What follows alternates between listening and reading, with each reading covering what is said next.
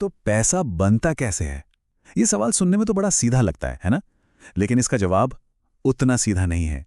आज हम इसी जादुई पहेली को सुलझाने वाले हैं, क्योंकि सच तो ये है कि ज्यादातर पैसा वैसे बनता ही नहीं जैसा हम सब सोचते हैं। जरा इस पर गौर कीजिए। हर दिन अमेरिकी सरकार करीब-करीब 50 करोड़ डॉलर के नए नोट छापती है। सुनने में बहुत बड़ी रकम लगती है ना? लेकिन रुकिए, ये तो कुछ भी नहीं है, क्योंकि उसी 24 घंटे में इससे 8 गुना ज्यादा यानी करीब 4 अरब डॉलर डिजिटल तरीके से बना दिए जाते हैं। तो ये एक बहुत बड़ा सवाल खड़ा करता है ना। अगर ये पैसा प्रिंटिंग प्रेस से नहीं आ रहा है, तो फिर ये जो बाकी का 90% पैसा है, ये आखिर आता कहां से है? चलिए इसी की तह तक चलते हैं। अच्छा, आज के इस कॉम्प्लेक्स सिस्टम को समझने के लिए ना हमें थोड़ा टाइम में पीछे जाना पड़ेगा, बहुत पीछे, उस दौर में जब पैसा होता ही नहीं था। जरा सोचिए, हजारों साल पहले जिंदगी कैसे होगी? ट्रेड करना कितना मुश्किल रहा होगा। सब कुछ बस वादों पर चलता था, जिसे हम बार्टर सिस्टम कहते हैं, और ये बहुत ही धीमा था। तो इस प्रॉब्लम को सॉल्व करने के लिए लोगों ने जानवर या अनाज जैसी चीजों का इस्तेमाल शुरू किया। लेकिन अब कोई बाजार में गाय लेकर तो नहीं घूम सकता है ना? तो आखिरकार दुनिया एक बेहतर सोल्यूशन पर आकर रुकी। सोने और चांदी के सिक्के। ये छोटे थे, कीमती थे और सालों तक खराब नहीं होते थे। सोने के सिक्कों ने ग्लोबल ट्रेड का दरवाजा तो खोल दिया, लेकिन एक प्रॉब्लम थी। बहुत सारा सोना लेकर घूमना, एक जगह से दूसरी जगह जाना, न सिर्फ भारी था बल्कि बहुत ज्यादा खतरनाक भी था। और बस इसी एक प्रॉब्लम ने पैसे की कहानी में अगले बड़े आविष्कार को जन्म दिया। चलिए अब सीधे चलते हैं 17वीं सदी के लंदन में। यहाँ कुछ बहुत ही स्मार्ट सुनारों ने एक ऐसा काम किया जिसने पैसे को लेकर हमारी पूरी समझ को हमेशा हमेशा के लिए बदल दिया। उस जमाने में सुनार क्या करते थे? वे लोगों का सोना सेफ रखने के लिए एक छोटी सी फीस लेते थे और बदले में एक कागज की रसीद दे देते थे। इसे प्रॉमिस नोट या वचन पत्र कहते थे। ये नोट एक वादा था कि भाई कोई भी ये रसीद दिखाकर अपना सोना कभी भी वापस ले सकता है। और ये रसीदें इतनी आसान और सुविधाजनक थीं कि लोगों ने सोना निकालने के बजाय सीधे इन्हीं रसीदों से लेन देन शुरू कर दिया। देखते ही देखते कागज का वो टुकड़ा सोने जितना ही कीमती बन गया। और यहीं पर उन सुनारों के दिमाग में एक कमाल का, या यूं कहें कि एक क्रांतिकारी आइडिया आया। उन्होंने नोटिस किया कि ज्यादातर लोग तो अपना सोना वापस लेने कभी आते ही नहीं है। तो उन्होंने सोचा, क्यों ना हम ऐसे प्रॉमिस नोट्स उधार में दें जिनके पीछे हमारी तिजोरी में सोना रखा ही ना हो। और उन्होंने ठीक यही किया। वो इन कागजी कर्जों पर ब्याज भी वसूलते थे और धीरे धीरे ये नकली पैसा इकोनॉमी में बिल्कुल असली पैसे की तरह घूमने लगा।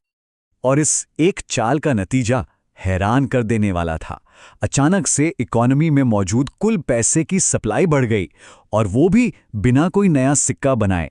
मतलब लोगों के हाथों में उससे कई ज्यादा पैसा आ गया था जितना सोना असल में तिजोरियों में बंद था। तो सवाल यह है कि इस सदियों पुरानी कहानी का आज से क्या लेना देना?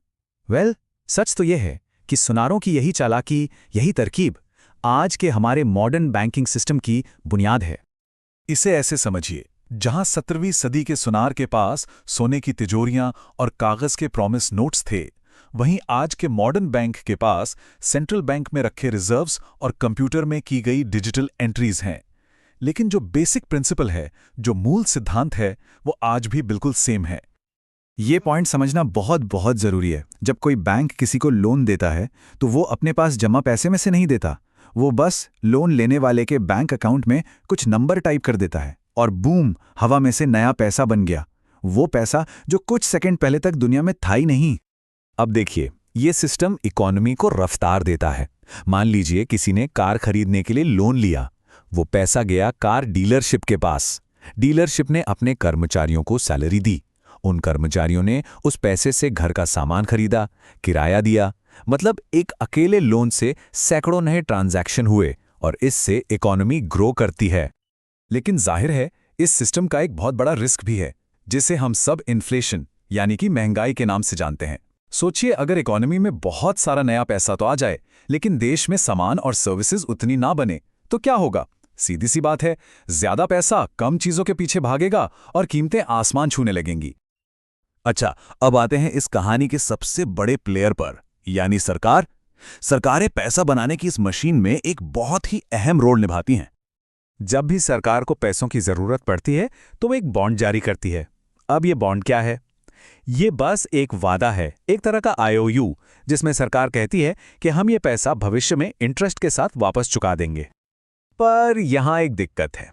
सरकारें लगभग हमेशा टैक्स से जितना कमाती हैं, उससे कहीं ज्यादा खर्च कर देती हैं।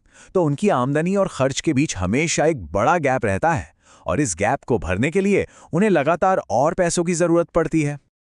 आपको अंदाजा है, सिर्फ पिछले साल अमेरिकी सरकार ने लगभग $7 ट्रिलियन खर्च किए। ये इतनी बड़ी रकम है कि इसे ठीक से सोच पाना भी मुश्किल है। और यहीं से एक ऐसा चक्कर शुरू होता है जो कभी खत्म नहीं होता। अपने खर्चों को पूरा करने के लिए और अपने पुराने कर्जों पर इंटरेस्ट चुकाने के लिए सरकार को और ज्यादा नए बॉन्ड्स जारी करने पड़ते हैं। यानी नया कर्ज लिया जाता है सिर्फ पुराना कर्ज चुकाने के लिए। और ये सिर्फ किसी एक देश की कहानी नहीं है। कर्ज के जरिए लगातार नया पैसा बनाने का ये जो सिस्टम है, इसी पर आज पूरी दुनिया की इकोनॉमी टिकी हुई है। तो हमने क्या देखा? यही कि हमारा ज्यादातर पैसा बैंक जब लोन देते हैं तो हवा में से बनता है, और ये पूरा का पूरा सिस्टम लगातार बढ़ते हुए कर्ज पर ही निर्भर है। ये एक ऐसी बात है जो एक बहुत जरूरी सवाल खड़ा करती है। यह सिस्टम पूरी दुनिया को कर्ज के सहारे चला रहा है, पर क्या होगा अगर ये रुक जाए?